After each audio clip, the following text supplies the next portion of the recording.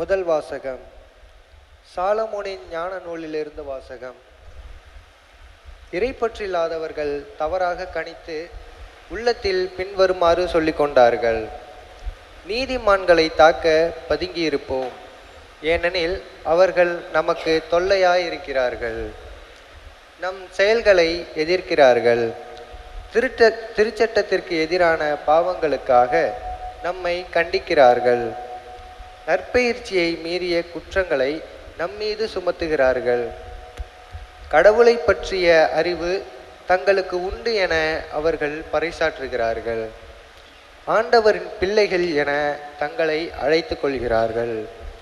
அவர்களது நடத்தையே நம் எண்ணங்களை கண்டிக்கிறது. அவர்களை பார்ப்பதே நமக்கு துயரமாய் உள்ளது. அவர்களது வாழ்க்கை மற்ற வாழ்க்கையினின்று வேறுபட்டது. அவர்களது வழிமுறைகள் மாறுபட்டவை.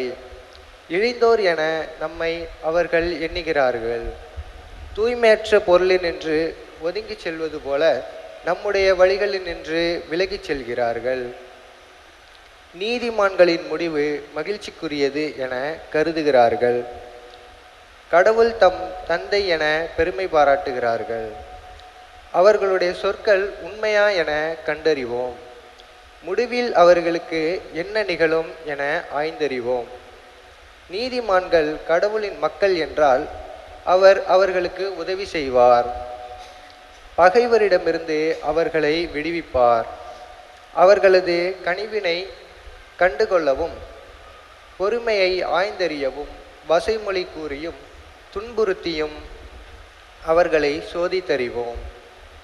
இழிவான சாவுக்கு அவர்களை தீர்ப்பிடுவோம், ஏனெனில் தங்கள் வாய்மொழிப்படி அவர்கள் பாதுகாப்பு பெறுவார்கள். இறைப்பற்றில்லாதவர்கள் இவ்வாறு எண்ணி நெறி தவறி சென்றனர். அவர்களின் தீயொழுக்கமே அவர்களை பார்வையற்றோர் ஆக்கிவிட்டது. அவர்கள் கடவுளின் மறைவான திட்டங்களை அறியவில்லை. தூய வாழ்வுக்கு கைமாறு உண்டு என்று நம்பவில்லை. மாசற்றவர்களுக்கு பரிசு கிடைக்கும் என்று பொய்த்துணரவில்லை. ஆண்டவரின் அருள்வாக்கு. இறைவனுக்கு நன்றி. இயேசு கிறிஸ்துவே எங்கள் ஆண்டவரே, நித்திய மகிமை மன்னரே, உம்மை வாழ்த்துகிறோம். மனிதர் அப்பத்தினால் மட்டுமல்ல, மாறாக கடவுளின் வாய்ச்சொல் ஒவ்வொன்றாலும் வாழ்வு. இயேசு கிறிஸ்துவே எங்கள் ஆண்டவரே, நித்திய மகிமை மன்னரே, உம்மை வாழ்த்துகிறோம்.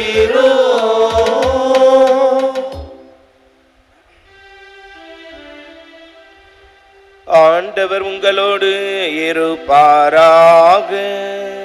உம் ஆன்மாவோடும் இருப்பாராக. யோவான் எழுதிய தூய நற்செய்தியிலிருந்து வாசகம்.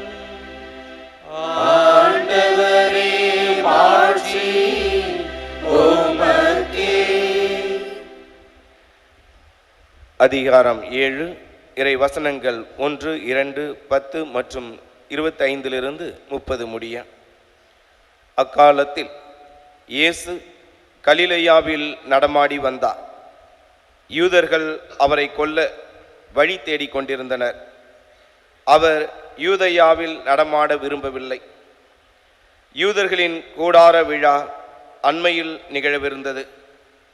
தம் சகோதரர்கள் திருவிழாவிற்கு போன பின் இயேசுவும் சென்றார். ஆனால் அவர் வெளிப்படையாக அன்றி மறைவாக சென்றார். எருசலேம் நகரத்தவர் சிலர் இவரைத்தானே கொல்ல தேடுகிறார்கள். இதோ இங்கே இவர் வெளிப்படையாய் பேசிக் கொண்டிருக்கிறாரே, யாரும் இவரிடம் எதுவும் சொல்லவில்லையே. ஒருவேளை இவரே மெசியா என்று தலைவர்கள் உண்மையாகவே உணர்ந்து கொண்டார்களோ? ஆனால் மெசியா எங்கிருந்து வருவார் என்பது யாருக்கும் தெரியாமல் அல்லவா இருக்கும்? இவர் எங்கிருந்து வருகிறார் என்பது நமக்கு தெரியுமே என்று பேசிக்கொண்டனர். ஆகவே கோவிலில் கற்பித்துக் கொண்டிருந்த போது இயேசு உரத்த குரலில், நான் யார், நான் எங்கிருந்து வந்தேன் என்பவை உங்களுக்கு தெரியும். ஆயினும் நானாக வரவில்லை, என்னை அனுப்பியவர் உண்மையானவர். அவரை உங்களுக்கு தெரியாது, எனக்கு அவரை தெரியும். நான் அவரிடமிருந்து வருகிறேன், என்னை அனுப்பியவரும் அவரே என்றார்.